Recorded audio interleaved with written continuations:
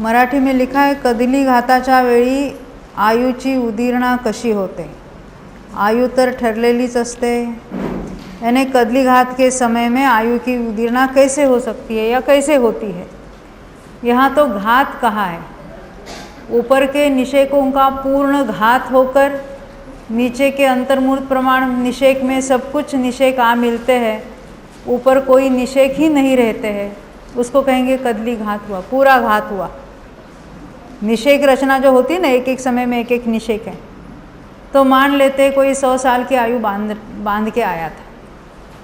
अब 25 साल में हम देखते किसी को एक्सीडेंट हुआ, तो उस समय क्या हुआ, उसके जो 75 साल के प्रत्येक समय में जो एक एक निषेक थे वो सारे ही कट हो गए, पूरे के पूरे नीचे आ गए. अंतर्मूल प्रमाण समयों में वो डिस्ट्रीब्यूट हो गए उसके सभी परमाणु. और कदली घात उसी को होता है जिसका आयु का बंध नहीं हुआ है. क्या कहा?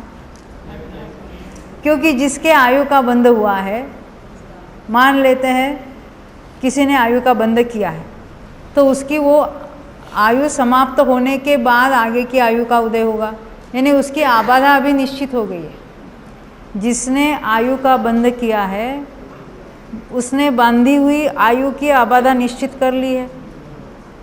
अब उसका मरण नहीं हो सकता. हम देखते हैं ना, कोई भी बहुत वृद्ध है, बहुत बीमार है, बहुत कुछ करते हैं, फिर भी लोग उनको मारना चाहते हैं, यानी मरण आवे तो अच्छा है कहते हैं. परंतु जिसका आयु का बंध हुआ है उनका कदली घात से मरण नहीं होता, ये नियम है. वैसे कदली घात का मरण ना नरक में होता है, ना देव में होता है, ना भोगभूमि में होता है. कहाँ होता है? तो ये मनुष्य और तिर्यंचों में होता है. और वो भी किसी किसी का होता है, सबको होगा ऐसी बात नहीं है, क्योंकि उन्होंने ऐसे ही परिणामों में वो आयु बांधी की थी कि वो ऐसे कदली घात होके निश्चित रूप से उसी समय उसी निमित्त से वैसे ही वो होना था. नहीं तो कहते कदली घात हुआ, बांध के तो आया था, तो आपका क्रमबद्ध पर्याय कहाँ है? प्रश्न तो वही रहता है ना. तो वो भी उसी निमित्त से उसी काल में वैसा ही होना था जो होता है.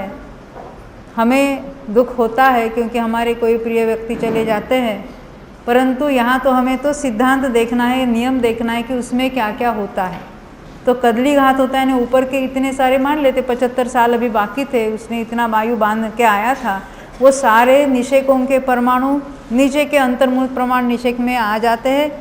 वहाँ आयु का बंध होता है उस समय में, और फिर आयु का बंध होके फिर थोड़े ही काल में, यानी वो छोटे छोटे अंतर्मूर्त ही कहेंगे हम सबको, तो उतने काल में उसका मरण हो जाता है. इसको कहेंगे कदली घात. हो सकता है करोड़ पूर्व की आयु बांध के आया है और पर्याप्ति पूर्ण होने पर एक अंतर्मूर्त में मर सकता है कदली घात से. और ऐसे सारे ग्रंथों में इसकी सभी बातें बताई हुई है. तो एक घात हुआ है पूरा, केवल उदीरणा नहीं हुई है. जब मात्र उदीरणा होती है तो ऊपर के निषेक अपने अपने स्थान पर मौजूद है. 75 साल के 75 साल के प्रत्येक समय में है, उसमें से थोड़े थोड़े परमाणु नीचे आते रहते हैं, उसमें कोई परिवर्तन नहीं होता. आयु जितनी उतनी रहती. सामान्य उदीरणा होती है, उसमें कुछ, यानी वो बीमार पड़ता होगा या ज़्यादा अच्छा उसका जीना हो जाता है, ऐसी कुछ बात नहीं होती उसमें, क्योंकि वो परमाणु बढ़ने या घटने से कुछ नहीं है. ये उसके प्रत्येक कर्म में अनुभाग होते हैं और अनुभागों का फल मिलता है.